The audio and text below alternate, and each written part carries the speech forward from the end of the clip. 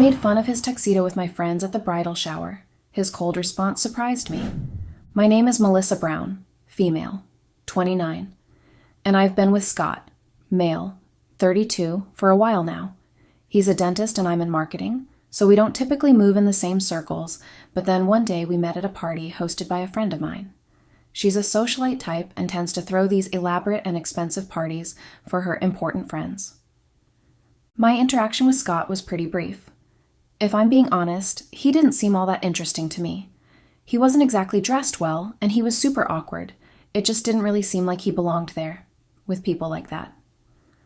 So we spoke for a little bit, basic, unimportant things before we said goodbye. I didn't think much of it or him, but then the party ended and it started to rain pretty heavily. I couldn't get a ride. I didn't have a car at the time, so I was pretty much stranded. I could have asked my friend for a ride, but she was still having fun, and I didn't want to ruin that for her. So I stood outside, under something to get away from the rain, and waited for the rain to pass. It had been almost an hour of waiting and shivering when a car pulled up in front of me. To my surprise, it was Scott, and he asked if I needed a ride home. I didn't even think twice before I slipped into the passenger seat. We spent the drive to my house actually talking, and that was when I found out that he was a dentist, and he knew my friend because their parents knew each other. This was his first time going to one of her parties, though.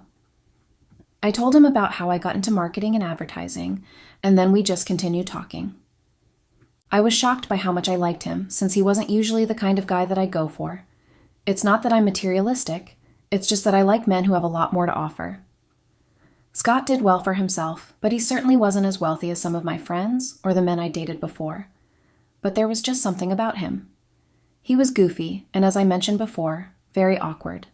It was also endearing. He was also sweet and kind. He even offered me his suit jacket and asked if he would walk me to my apartment building, both of which I said yes to. Even though he was so different, I couldn't help but fall for him. We just connected so well. We started meeting for coffee every other day, and soon we were going on dates and everything. We dated for years, and in that time, he has only met my friends a few times, and I try to avoid them running into each other as much as I can. You see, while I may not be materialistic, my friends very much are. My friend group consists of 5. Me, Clara, the socialite, Stefan, Gabrielle, and Gio. We all come from wealth in some capacity, and our parents run in the same circles. It's how we all became friends. My parents, unlike theirs, sent me a regular high school and not a private one, per the suggestion of my grandparents. This experience allowed me to meet different kinds of people. As Scott would say, it made me more down to earth than my counterparts. They don't see it because they either constantly speak to the same people in the same wealth class or people who suck up to them in an attempt to gain their favor, but they're quite judgmental and snobbish. To an extent, I don't blame them. It was how they were raised. They've never had to ask or work for anything a day in their lives. Everything was handed to them the second they were born. I would be like that too if not for my 4 years of high school, so I can't judge them too harshly. I know some of you may be asking why I would remain friends with people like that, but you have to remember that I've known them since I was a child, and while they have their faults, I do genuinely care for them and enjoy their company. I just wish they would be a bit more open to people who are different from them. Clara, at least, isn't as bad as the rest. Her dad doesn't come from money. He just married into it through her mom. The rest of them, however, don't really understand that people, like Scott, struggle and can't always afford the lifestyle that they enjoy. This disconnect has been causing some tension in the friend group for a while now, but it got even worse when I started dating Scott. Not knowing what to do, but knowing that they would judge him and me for being with him, I snuck around with him and didn't tell them about him when we started dating. Eventually, they figured out that something was suspicious and that I was absent from too many of their events, and eventually, Scott started to notice that I was hiding him. Both parties were rightfully offended by my behavior, and so I had to set up a meeting. It went about as well as you'd expect. They were not impressed with Scott whatsoever and took the liberty to tell him that in as many small ways that they could, never overtly, they wouldn't be so direct, but in passive-aggressive ways and snide comments. The disaster of that first interaction and the hurt look on Scott's face, once he realized that they didn't approve, that he wasn't in on the jokes they were making but the joke itself, caused me to distance them as much as I could. It was hard to keep both sides of my life separate for years. I loved Scott, but I couldn't just dump my friends because they made a few distasteful jokes. I would do things like spend most of my days with Scott and leave nights out for my friends, Scott isn't much of a party person. And while I would invite Scott on the trips that we took, I would make sure that my time was equally split there. I just wanted to do all I could to avoid something uncomfortable or unwanted happening between them. I thought I could essentially divide my life and still get my happily ever after, but all of that changed when Scott finally proposed. The proposal wasn't the problem. It was beautiful. He booked us a trip to Greece, and we spent a whole week there. The night before we were supposed to fly back, we took a walk on the beach. The sand was practically white, and the water looked pitch black in the moonlight. It was amazing. He paused in the middle of our walk and got down on one knee. The ring that he had gotten wasn't what I would have chosen, and my friends would even later criticize the size of the diamond on it, but I was too happy in that moment to care. I said yes, we kissed, and then we spent almost 2 hours continuing our stroll on the sand. I enjoyed small moments like that with Scott. With my friends, everything always had to be loud and ostentatious, but with him everything was quiet and intimate. Everything was special. We had an engagement dinner to announce to our family. My parents were not too thrilled because while they like Scott well enough, they still think I can do better, but his parents were overjoyed. They've been so warm and welcoming since Scott and I started dating, so when they found out that we would be getting married, they were incredibly happy. The wedding was just 3 weeks away when my friends planned a bridal shower. I had told them I wanted something small and not too intense, and they'd promised that they would respect that. If I'd known that the shower and everything that happened during it would lead to what happened later, I would have never gone in the first place. Or better yet, I would have never agreed to let them plan it. The issue wasn't the shower itself.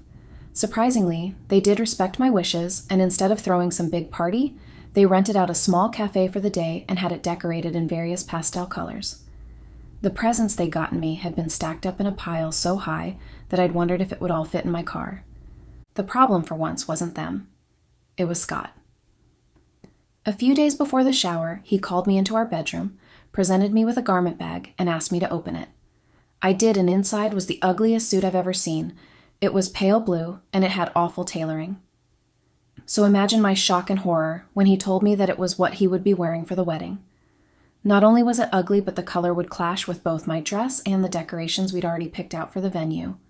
He apologized for springing it up on me so late, and then explained that it was the suit that his dad had worn to marry his mom, that it had sentimental value, and that when his dad asked if he wanted it, he couldn't say no. Everything in me wanted to scream at him and tell him that he couldn't possibly wear that for our wedding. My parents would be there, my friends would be there, but he just looked so happy that I couldn't bring myself to do it. At the shower, my friends persuaded me to show them a picture of the suit. I'd mentioned my disdain for it in passing on our group chat, thinking that the only time they'd see it would be on the day of the wedding and they'd hopefully be too drunk and happy to tease me. But they kept insisting during the shower, and I had no choice but to show it to them.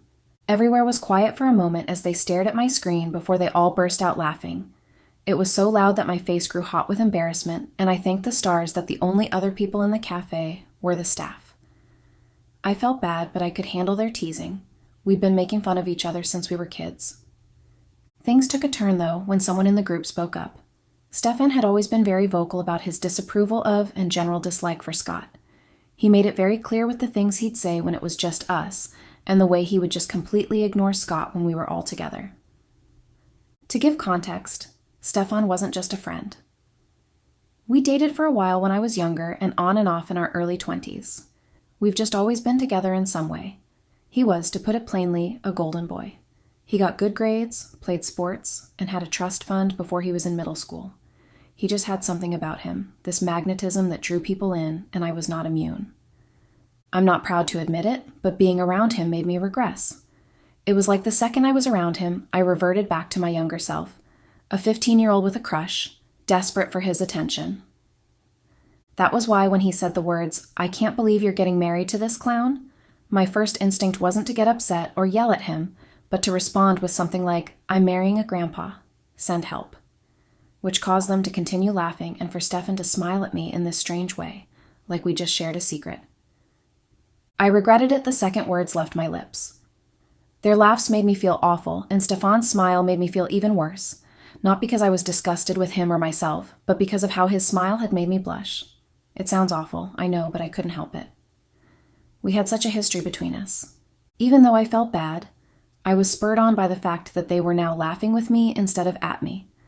To be made fun of by my friends was a horrible experience, and I tried as much as possible to make sure that I was never on the receiving end. So instead of shutting the whole thing down, I doubled down and continued making fun of it. In my head, I rationalized it by telling myself that I was only making fun of the suit and not Scott, but I knew that that wasn't true.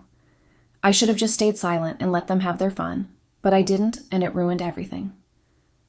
When the shower came to an end, Stefan offered to help me load the gifts into my car while everyone else left. I was hesitant to be alone with him, but I really needed the help, and despite how he made me feel, I was a grown woman now, and I knew that I wouldn't get enamored with him again. We spent the next hour loading the gifts, and when it was all done, he walked me to the driver's seat and opened the door for me. But then right when I was about to get in, he grabbed my wrist, pulled me close, and asked me what I saw in Scott. He then went on to criticize Scott's job and his awkwardness, the way that he dressed, and his lack of sociability. He essentially wanted to understand how I could go from him to Scott, and I explained how great Scott was, but Stefan wouldn't leave it alone. He started bringing up our pasts, things that had happened between us, both romantic and things that were not so PG. I started to get flustered, and that familiar crush-like feeling started to creep up again. He started to trail his fingers around my wrist and up my arm. I couldn't believe he was doing it. I mean, I was supposed to get married in 3 weeks, but I didn't stop him. I didn't push him away. Instead of doing that, I found myself leaning in closer and kissing him. I knew I was making a mistake and doing something I would regret, but I almost didn't care. There was just something about having Stefan's full attention on you. It made you feel special and important. And after I'd been laughed at that afternoon, I was craving that feeling of importance. We kissed for a while and only broke apart when one of the cafe staff opened the door to take out the trash. That was the reality check that I needed, and I pushed him off of me and got in my car. I drove off without another word and thought that would be the end of it. Scott didn't have to know, and it wasn't like any of my friends saw anything. It was a mistake, one that I thought that I could just ignore. 2 days after that, though, Scott came home and was acting weird. He was unusually quiet and upset. He could barely look at me. I immediately panicked and thought that he must have found out about the kiss, that Stefan must have done something to ruin my relationship because I wasn't with him anymore. I asked what was wrong with a lump in my throat, and he silently pulled out his phone and showed me a video. On his screen was a short video of me back at the cafe, laughing at his suit and making fun of him. I didn't even have time to think about how I hadn't noticed I was being recorded, and which one of my friends obviously thought it would have been funny to send it to him. I just started apologizing and trying to convince him that it was all a joke, secretly and horribly thankful that his reason for being upset was the video and not the kiss. Scott was incredibly hurt, and he told me that he couldn't believe that I would do that to him, knowing what the suit meant to him. He told me that he'd always hated my friends, but forced himself to accept them because of me, and that he could deal with the fact that they were horrible as long as I stayed with him. It was easier when it was us versus them, but in the video I'd completely sided with them. His words hurt, but what hurt even more was when he said that he could barely recognize me in the video, that I had completely transformed into a mean girl version of myself that he didn't know. I tried to calm him down, to apologize some more, and explain to him that I'd had a few drinks and had gotten caught up in the moment, but he didn't want to hear it. He told me that he needed space from me, and I rushed to change his mind. We were supposed to get married in less than 3 weeks. This was not the time for either of us to need space, but he didn't listen. Instead, he told me that he would see me the next day and left. When he didn't show up at the house the next day, I tried calling, but there was no response. I tried leaving messages and tried to get in touch through his friends, but I got no response. It took only 3 days of his silent treatment and 1 trip to the bakery to pick out cake flavors alone for me to break.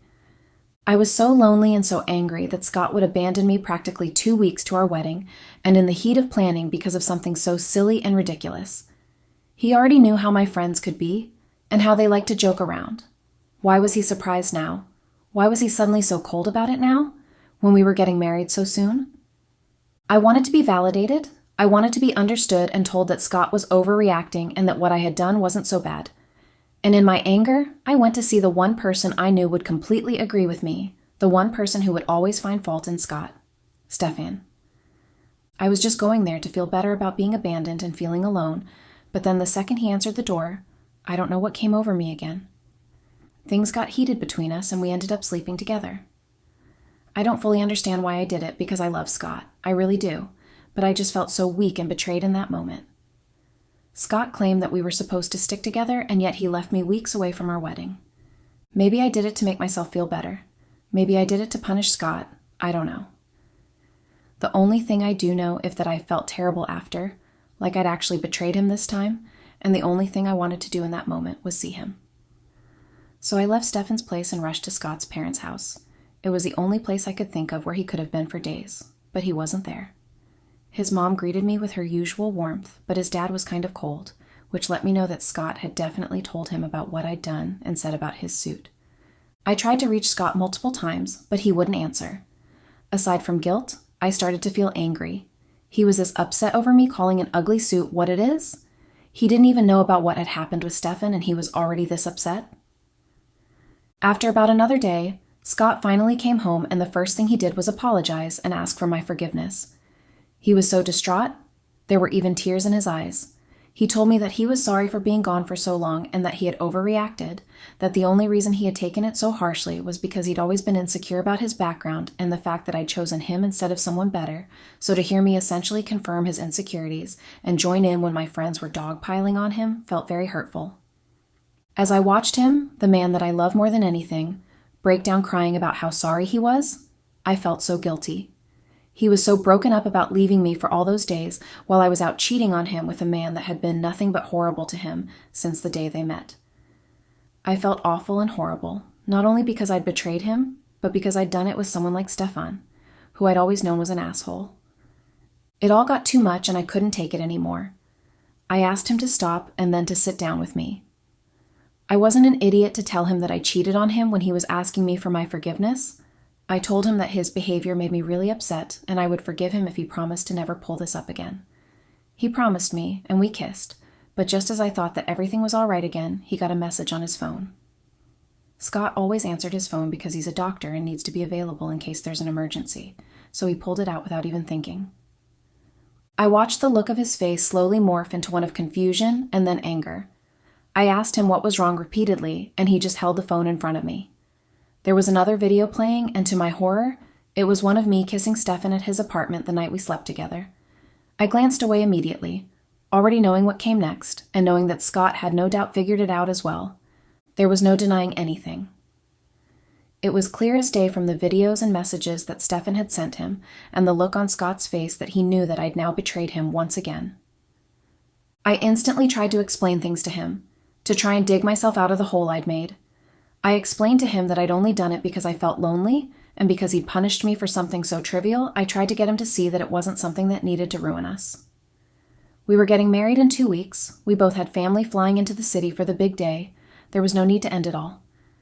After I finished trying to defend myself, he just sat there in silence for a while, so long that I started to panic again.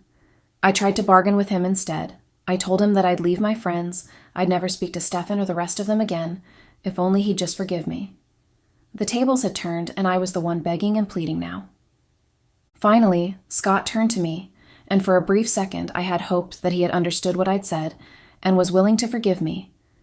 But then he frowned and looked at me with disgust. He told me that he'd spent the last day worrying about whether I'd ever forgive him for blowing things out of proportion while I'd run back to Stefan at the first chance that I got. He said that he'd thought I was different, but instead I turned out to be just like the rest of my friends, that I was just a rich, spoiled brat who threw tantrums when I didn't have my way. The last thing he said to me before he walked out of our home was that he was grateful we weren't married yet because now he knows who I really am, and he could never be with someone like me. I cried and I begged, but he still left. I've tried calling and texting, but nothing. I don't know where he is or where could have gone. His parents won't speak to me. Neither will his friends. It's like he's completely disappeared now that he wants nothing to do with me. To make matters worse, my friends, Stefan especially, keep texting and calling me, but I don't want to see them. They're the reason my relationship is ruined, because they think everyone else's life is a joke, and one of them, still don't know who exactly, thought it would be funny to send that video to Scott. And Stefan I never want to see again. I know he sent those videos just to spite me and mock Scott, because he couldn't handle the fact that I would be separated from him for good. I may have done a horrible thing, but they were the real rich brats, the spoiled ones who played with people's lives for their own amusement, not me. The wedding's in 2 days, and I still haven't heard a word from Scott. I've been holding out hope that he would come back to me. It's why I haven't called the caterers and decorators to tell them that everything is canceled yet. I don't know what to do. I want to believe that he couldn't possibly really leave me after we've been together for so long, but I still haven't heard a word back. How can I get him to see reason in 2 days? How can I convince him that he's making a mistake before our wedding day? And just to be safe, can anyone give me an estimate on the cancellation fee for a California wedding venue?